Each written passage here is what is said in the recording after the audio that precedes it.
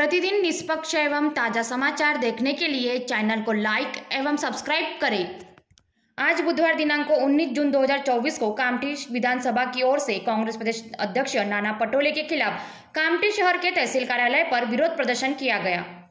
कांग्रेस प्रदेश अध्यक्ष नाना पटोले द्वारा ओबीसी कार्यकर्ता से अपने पैर धुलवाने के विरोध में भाजपा के महिला व पुरुष सदस्यों द्वारा कामठी तहसील कार्यालय के सामने नाना पटोले के छायाचित्र को जलाकर विरोध प्रदर्शन किया गया, जिसमें भाजपा के वरिष्ठ एवं स्थानीय कार्यकर्ता नदारद थे।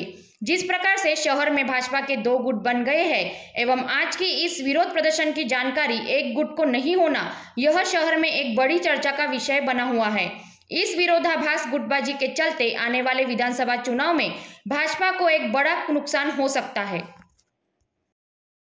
आज खरं जर म्हटलं तर आपल्या सर्वांना माहित आहे की काल संपूर्ण महाराष्ट्रानं बघितलेलं आहे की ज्याप्रमाणे एका सामान्य ओबीसी कार्यकर्त्याच्या हाताने काल या महाराष्ट्राचे काँग्रेसचे प्रदेश अध्यक्ष नाना पटोले यांनी त्या सामान्य कार्यकर्त्याच्या हाताने आपले पाय धुवून घेतले।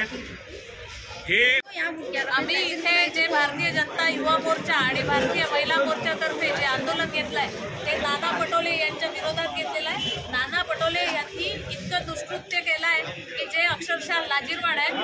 नाना पटोले यांनी एका ओबीसी कार्यकर्त्याकडून स्वतःचे पाय धुवून घेतले आणि स्वतःच्या पायाला चिखल लागला म्हणून धुवून घेतले आणि नंतर सारवासारव करायचा प्रयत्न केला।